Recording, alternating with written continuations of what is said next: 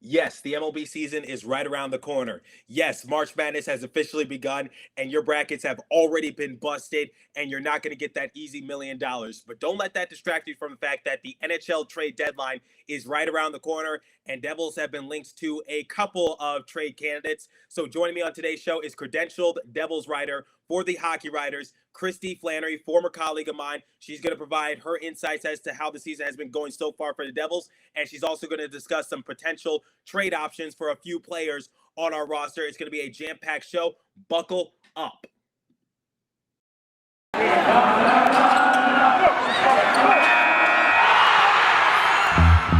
You're Locked On Devils, your daily podcast on the New Jersey Devils. Part of the Locked On Podcast Network, your team every day.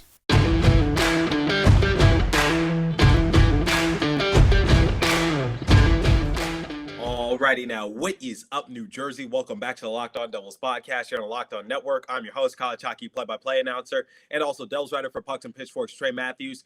And when this episode goes live, I know I'll be a day late, but at the time of recording, it is St. Patrick's Day, and, I had to rep my green, so I'm wearing my Nico Hischier reverse retro jersey, one of my favorite uniforms that the New Jersey Devils have ever put out. That's my controversial take for today, but you might hear a lot more later on in the episode, because for today, I am going to be talking to Kristy Flannery. She is a former colleague of mine at the Hockey Writers. She's a credentialed writer for the New Jersey Devils, and we're basically going to be talking about trade discussions, trade rumors, and what the future looks like for the New Jersey Devils, and we'll also get her overall opinions on how the season has led up so far for the Devils, and she's a great person to talk to. Like I said, former colleague of mine, so hopefully you guys enjoy the episode, and I hope you guys had a safe St. Patty's Day. I'm sorry, I can't really talk right now, but I hope you get lucky, because Lord knows I'm not the most luckiest guy out there. So once again, for anyone who celebrates St. Patrick's Day, hopefully you had a great holiday. Also, March Madness officially begun.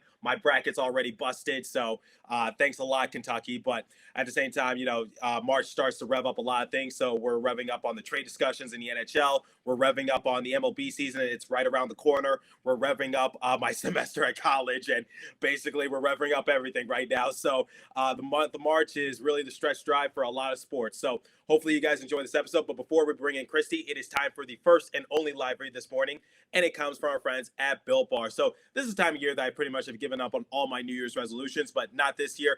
I'm sticking to my resolution to eat right thanks to Built Bar. It almost feels like it's not really a resolution, because I actually enjoy eating them. If you haven't tried the Puffs, well, you're missing out. They are the best tasting protein bar, and Puffs are the first ever protein infused marshmallow. They're fluffy, they're marshmallowy, they're not just a protein bar, they're a treat, and they're covered in 100% real chocolate. Puffs are a fan favorite with some incredible flavors: yummy, cinnamon, churro, coconut marshmallow, banana cream pie. So good. These are going to be your new favorite flavors. All Built Bars are covered in 100% real chocolate. Yes, Puffs included, 100% real chocolate, low calorie, high protein. Replace your candy bar with these. They are better. A typical candy bar can be anywhere from 2 to 300 calories. Most Built Bars contain 130 calories, 4 grams of sugar, 4 net carbs, and 17 grams of protein. They have so many delicious flavors, from mint brownie, coconut almond, and new this month, white chocolate cookies and cream. They are delicious, and new flavors are coming out all the time. If you think a flavor might be good, they'll make it, and it'll be delicious, and it'll be good for you. So I don't know how Built Bar does it, but they release a lot of flavors, and all the flavors taste delicious. So the offer is go to built.com, use promo code LOCKED15, and you'll get 15% off your order. Again, use promo code LOCKED15 for 15% off at built.com. Okay, let's talk to former colleague of mine, Kristy Flannery from the Hockey Writers, and let's have this open New Jersey Devil hockey discussion. And before we talk to Kristy, I actually want to make an apology to you guys. A couple episodes ago, I said that Jonas Siegenthaler was on the COVID protocol list. That was incorrect on my part. That's my bad. I'll take the fall for it. I said he, once again, was on the COVID protocol. That was not true. He had an illness, but it was non-COVID related. I read the headline wrong, so I apologize. Once again, I posted that episode a couple days ago. Like I said, if I make a mistake on the show, I take ownership for it. Okay, so enough reminiscing in the past. Let's talk to Kristy of the Hockey Writers. Take it away. And now joining me to talk Devils hockey and also the pending trade deadline, it is my former colleague at the Hockey Writers, Kristy Flannery. Kristy, how you doing on this fine afternoon? I'm doing well. Thank you so much for having me. How are you doing? Can't complain. I mean, but despite the fact that the Devils played back-to-back games and they suffered back-to-back 6-3 losses, and they got another challenge on Saturday against the Edmonton Oilers. So, other than that, doing pretty well. They're kind of doing a far cry from what they were doing a few weeks ago. So, Kristy, you work for the Hockey Writers. How long have you been working there? What's your specialty in terms of covering Devils hockey? Oh, okay. So I've been with the Hockey Writers since last March. So it's actually like my year anniversary. But I didn't start. I started with the Predators because there was no openings for the Devils team, and then I merged over to the Devils in maybe September, right before the season started, and I got my credentials. So I'm a credentialed writer for this season, and in January, I believe it was, I became a member of the Professional Hockey Writers Association. So Awesome. yeah, so just doing, a little bit of this, a little bit of that. I like to tell stories. So I'm not really an analytical writer, but I do like telling stories and bringing my readers along for a journey and a ride. I think that's my specialty too, because Yeah. I talk a lot of narratives. I talk a lot of like maybe how players are feeling in this sort of aspect. Sometimes I give predictions, and I guess that kind of falls underneath the story category, just in terms Yeah. of like, here's what I would do differently if I was if I was coach for the Devils. But we'll talk about that momentarily. But what have your expectations have been so far for New Jersey? Like, what were they coming into the season? Have they met your expectations? Have they fallen underneath the line? Like, what are your thoughts so far this season? To be honest, I know when the Devils signed Dougie Hamilton, it was a really big deal, and everyone thought this was magically going to be a playoff team. Because I think, even dating back to Subban, where they bring in these big name defensemen, they think that it's the savior for New Jersey, and I did not feel that way. So they might be underperforming a little bit just based on the goaltending situation, which isn't really anybody's fault. It just, it is what it is. But other than that, I did not really think this was going to be a playoff team yet. So I'm not overly surprised with where they are given the situation and the circumstances that are surrounding the team. I kind of said they would be sort of like a dark horse team, like all would have to go right for them, but they had dealt with a Yeah. lot of COVID issues. Amanda Stein revealed that the only player to have played in all It's awesome. 61 games so far is Dawson Mercer. Like, Jonas Siegenthaler recently, didn't he had to go onto COVID protocol, or it was non-COVID related illness. no, not COVID related illness. Mm-hmm. Okay, good. So, yeah, I was wondering like why is he playing in back-to-back games, but still, glad that Siegenthaler is back on the rink because he's our most consistent defenseman. But yeah, going back to what you said, I kind of felt as though they would be sort of like this dark horse team, like maybe a team that a team that you wouldn't pick as your heavy favorites, but at the same time, it's just like maybe a team that has a little something to show, if that makes any sense. I think that's a great assessment. I think they definitely had that ability because you have to think before the season started, nobody knew that Jesper Bratt was going to turn into the player that he turned into. He had a really slow start, so we weren't really expecting much of him off out of the gate. And the defense, we got Hamilton, we got Graves, we got Size, and Smith had a really great rookie season. He finished top 10 in Calder Trophy voting. So I think it was there. Kind of the writing was on the wall for this team to kind of be a dark horse if everything went right, which, as we know, goaltending has really been a storyline. And I think just the inconsistencies throughout the entire lineup between injuries and COVID, the team really did have a lot of, I guess, factors that they really had to overcome that it wasn't a season where everything went right. Yeah, absolutely. And just you said you're a credential writer. Have you been to the Credential Center? Have you gone behind the scenes? Have you like been able to talk to a few players, maybe head coach Lindy Ruff, as to where their headspace is at currently during the season? Like, do you have anything you want to share in terms of you being a credentialed writer? It's been a whirlwind. It's been crazy. I think my first time at Credential Center as a credentialed writer was media day. And I've been to majority of the home games. I don't travel with the team. But it's just, you see the game kind of in a different perspective, I guess. You don't watch it as a fan, and it's really intriguing to kind of see the moving parts. And, with COVID, you're not allowed to go into the locker room and go to any player you want anymore and kind of strike up a conversation. We have the podium now, so only 2 or 3 players will come in and answer questions. So there's not as much access, I would say, as there was pre-COVID. But, I mean, regardless, it's still an amazing opportunity. And the part that I love the most, because I think we can all agree, I mean, if you watch hockey long enough, hockey players have their cliche hockey answers. like when I worked in law, you had your cliche like legal answer. So I get it. But for me, it's more interesting to kind of explain, how the player was acting and how they were feeling and the emotion in the room when the player came in to really talk, because I feel like being credentialed, it really humanizes the players a lot. And I think that's something that fans really miss. And they kind of just see them in a uniform and a helmet, and they kind of forget the fact that these are real human beings that might be having family, health issues or something else that is affecting their game. And I think fans are so quick to judge if someone has a bad game, and everyone has a bad day at work. It's not just hockey players. But for some reason, when you look at an athlete, it's like it's unacceptable for them to have that bad shift or that bad game. So I like to humanize the players a little bit more now that I can see them off the ice as well. Right. And just overall, the Devils have had their issues off the rink, and it's kind of led to this point, which is the trade deadline is fast approaching.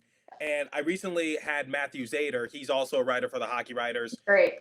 And basically, because we were having a silly season discussion, that's why I like to call my show, which is basically throw out a few trade scenarios as if maybe could this potentially happen. We were just basically going off one another, just saying like, okay, hey, I want Connor Garland, I want Brock Besser, or I know it's a long shot, but what are the options for Quinn Hughes or Demko? And obviously, he said that it wasn't going to happen for if it wasn't going to happen for either one of those players, but Connor Garland, Brock Besser, we basically just fed off one another just because the Devils are linked to a couple players in Vancouver. And quite honestly, they didn't really have a good showing in Vancouver. So hopefully that doesn't, ring any alarms in the front office for Vancouver. But we'll see. So I want to get your opinion on some players that could potentially be on the move. Obviously, Tom Fitzgerald has informed PK Subban that they don't expect to expand his. Excuse me, I'm stuttering over my words. They don't expect to extend his contract come the offseason. But I personally feel as though there's not really going to be a team that's like picking up the phone for PK Subban unless the Devils are willing to like retain half of his salary, which is what's probably going to happen to sweeten the deal. And then we got Pavel Zacha, we got Andreas Janssen. Maybe we could get something for Jimmy Vesey. They've been linked to a couple of trade rumors. What are your opinions so far as to what potential players could be on the move for the New Jersey Devils? Oh my goodness. So I am the worst at predicting trades, and I'm so bad at judging what the return is. So I tend to stay away from those, especially in my articles. And honestly, I feel like I've been stuttering this entire thing as well. So I apologize too. But I look at teams that potentially on the ice Devils players could fit into. And I would say for Jimmy Vesey, I think the LA Kings are kind of an interesting choice for him on basically just the fact that their PK is ranked 28th in the league, which is the worst among playoff teams at the moment. And we all know that special teams are extremely important. And I think Jimmy Vesey, the one strength that he's really had this season and consistency that he's had is on the penalty kill. I don't know what a return would look like. I mean, he's on a 1-year deal. He's going to be an unrestricted free agent at the end. So I wouldn't expect much in return for him. But I think, it would give him an opportunity to take his career to the next level because he really did come here as desperate for an NHL contract. Subban's intriguing because he's really tough to try and nail down because I do know that, Fitzgerald said he's not getting a lot of calls on him, but we also know that how crucial and important depth defensemen are. And I think in the right situation as that depth piece, Subban could do very, very well. I just don't know what team that would work for. What do you think about it?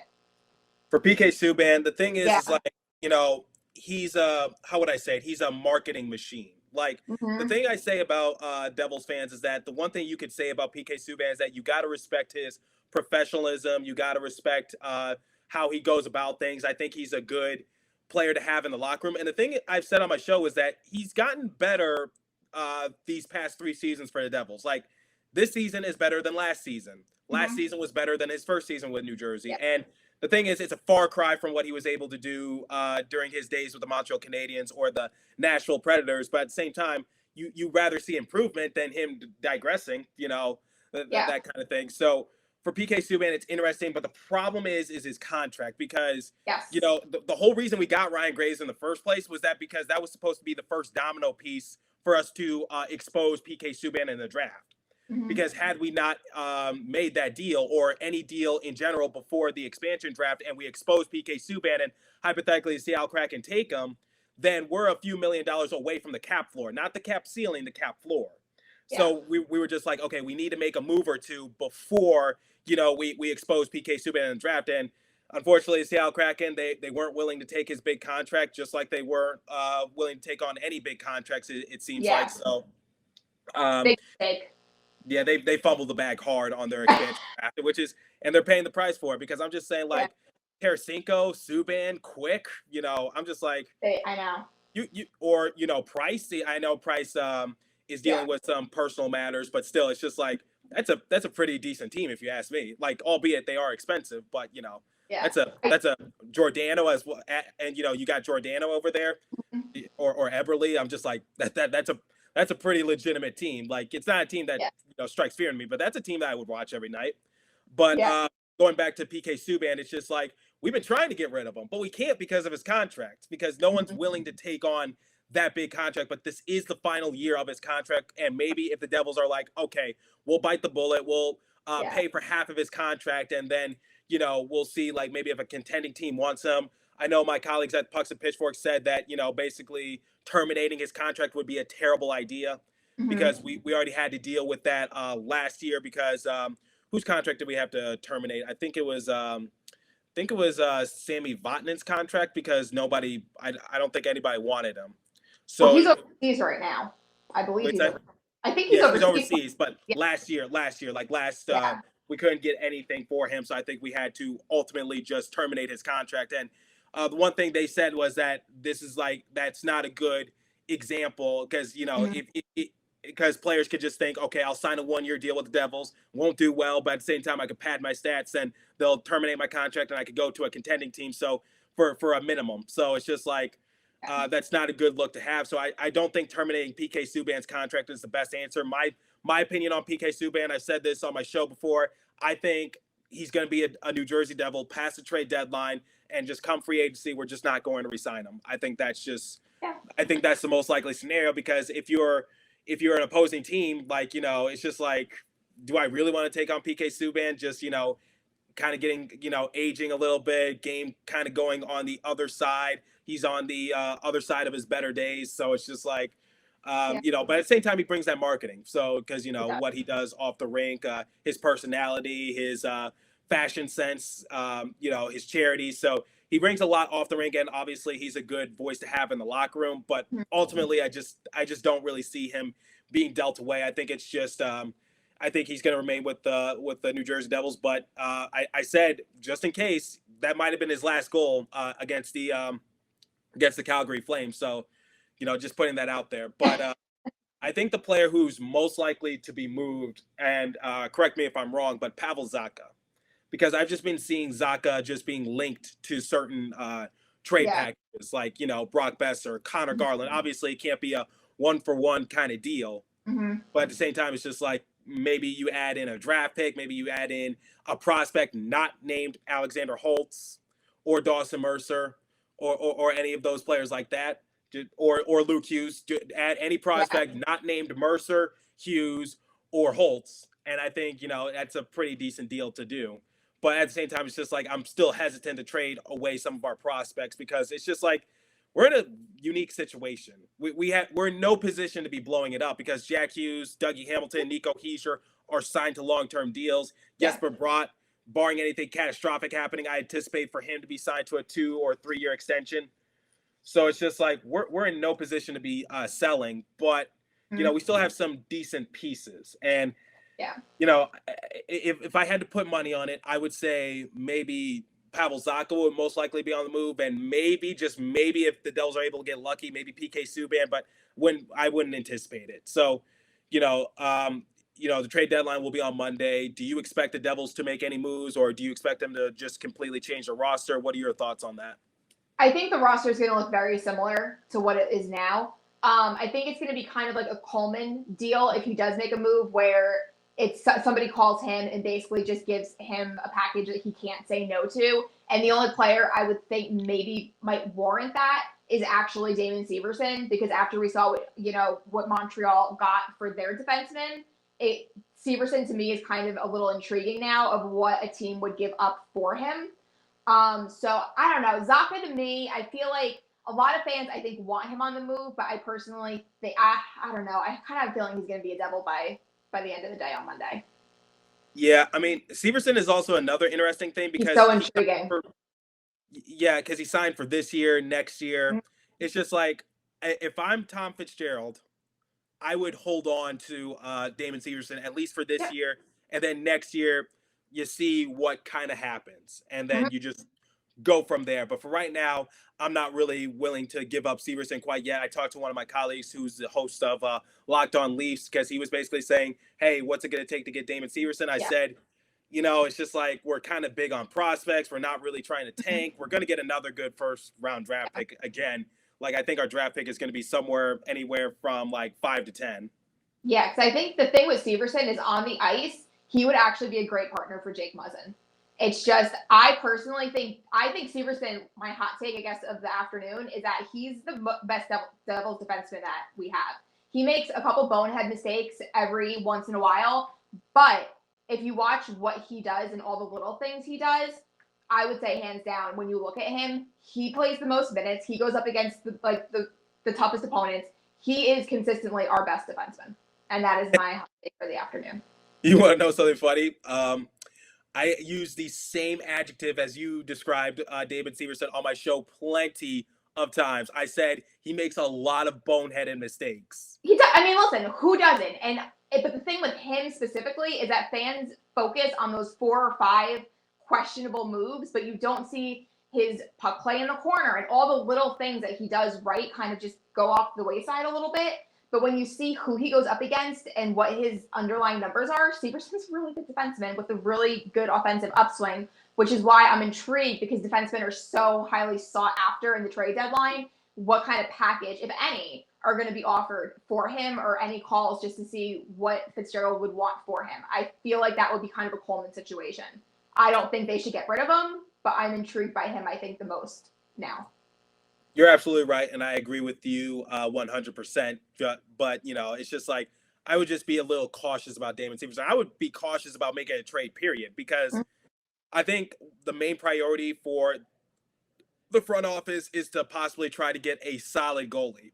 Yes. Because the one thing I said about Nico Dawes is that, count his blessings, he's been doing pretty solid in net, but he's too much of a wild card. And I was just like, we cannot be relying on him game in and game out, because just yesterday he started his 9th straight game, and I'm just like, oh, look, I know we have no one else to really go to, because I don't have trust in John Gillies. I don't have trust in Akira Schmid. And it's just like, we just got to rely on Nico Dawes. So it's just like, I don't know, but we need a solid, at least a solid backup, or maybe if we get lucky, a capable starter, because Nico Dawes still young, still improving. He makes a lot of mistakes, and I have trust in him to be a decent for now situation, but not enough trust for him to be the starting goalie night in and night out on that kind of level. Like, I was getting mad at Ruff for starting Mackenzie Blackwood for 6 straight games, and now here's Dawes starting 9 straight games.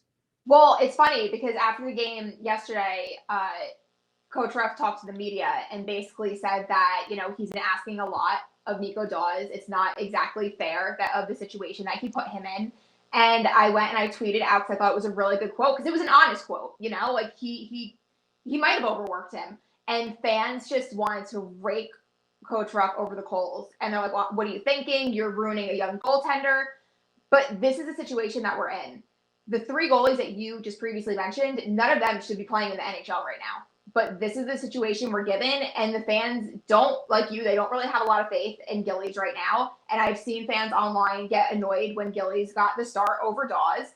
And it's just, it's not an easy situation that we're in. I mean, these are competitive young athletes. They probably want to play every game. Like, they're playing hockey for a living. Like, this is like the greatest thing for them. So I can't imagine a young goaltender saying, like, no, leave me out. I want to just watch. They all want to get into the action. They all want to play. But it's just right now, it's unfortunate for everyone involved.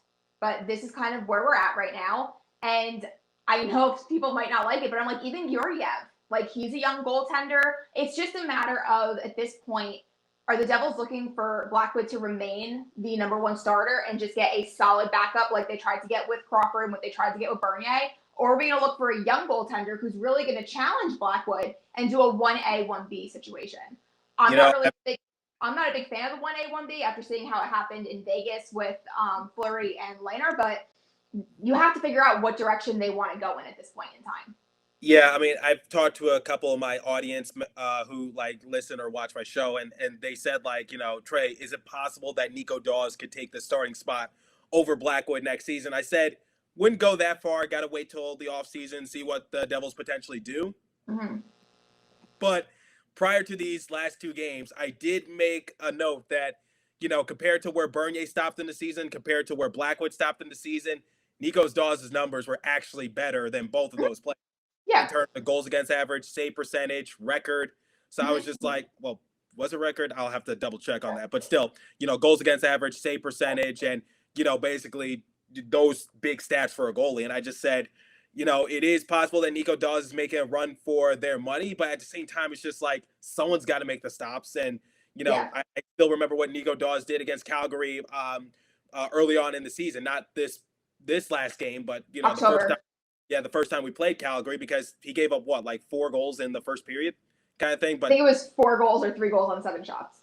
Yeah. So it's just like, albeit Calgary is a cup contending team and we really have no shot of winning against them, but somehow we're able to beat the Colorado Avalanche. So the Devils, in my opinion, Kristy, is just like, they are an interesting team because couple of weeks ago, they were one of the hottest offensive teams in the NHL. No question about it.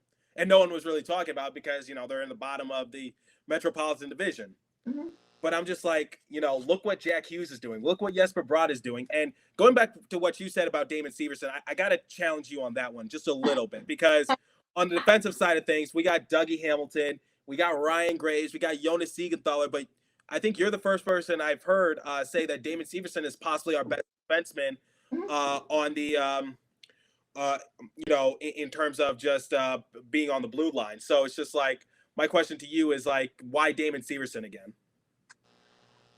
I look at Hamilton and Graves, and I think my biggest concern with both of them is their speed.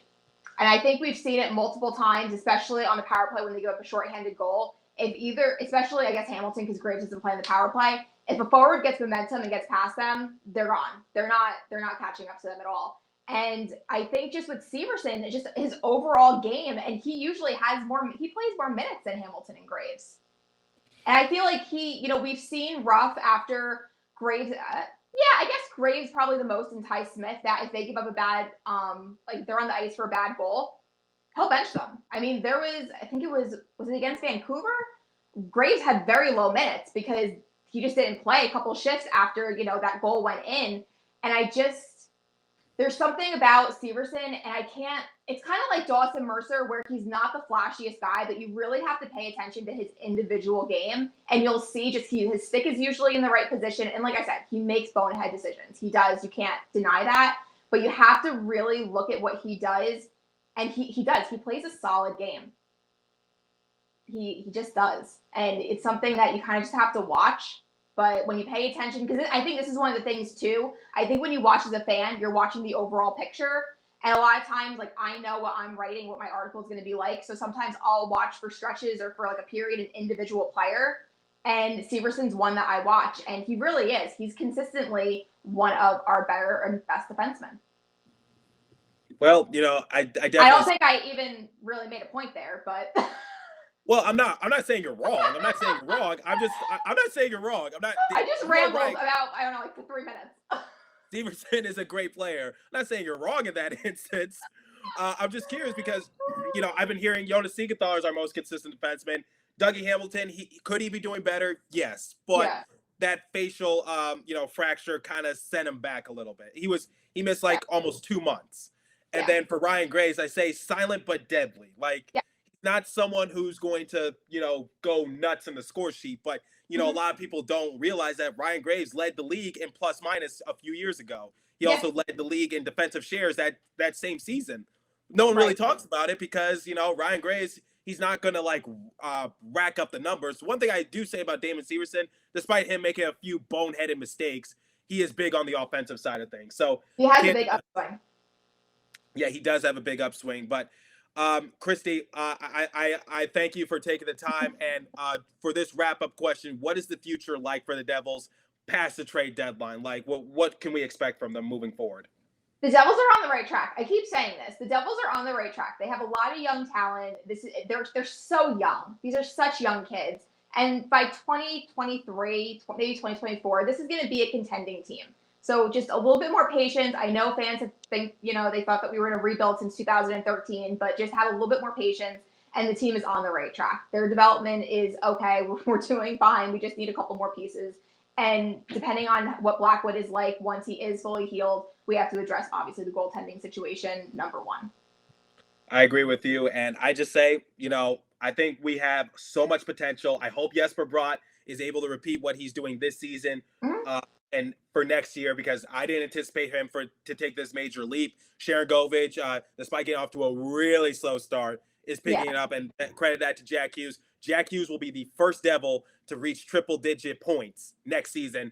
I can bank on that because there's been no Devil, not even Patrick Elias, has reached triple digits in terms of points for the Devils organization. I believe Elias was 4 or 3 points away from it, but no Devils forward in history has ever reached 100 points. So I anticipate Jack Hughes to do that next season. Dougie Hamilton, he'll be right back in the Norris Trophy hunt next season or the season after. A lot of upside, a lot of potential. Ryan Graves was a great addition, despite it being a chess move just to expose PK Subban. And I believe this trade deadline is going to be very silent for the Devils. But you know what? Sometimes a boring day is a good day. You can't go wrong with that. So, Kristy, where can my audience find you? Oh, so on Twitter, I am at @instilettos_NHL, and on Instagram, I am at inskatinginstilettos. So you can find me both of those places. That's where I hang out. Awesome. Also, check out her articles for the Hockey Writers. Once again, Kristy, thank you for taking the time. We talked all things Devil, talked about the trade deadline, team structure, and basically what the future is like moving forward. So thank you once again. Thank you so much for having me. Once again, thanks to my former colleague at the Hockey Writers, Kristy Flannery, for taking the time to do this open hockey discussion involving the New Jersey Devils organization. You guys have heard her opinions. Check out some of her work at the Hockey Writers. She puts out great articles. She's also a Credentialed member once again, so she's able to get a lot of insight towards the team and the organization. So you've heard her thoughts in today's episode. So we'll see what happens at the trade deadline. Love doing these types of discussions because you're able to get various amount of opinions from different Devils personalities. But we'll see what happens. As for today's episode, that's all the time I have for you guys. So thanks for listening. Continue to stay safe. Have a wonderful day, New Jersey. Go Devils. Hopefully you guys had a good St. Patty's Day. Once again, repping my green. I'm Irish for today, baby. So I'll catch you guys in the next episode. Thanks for listening once again.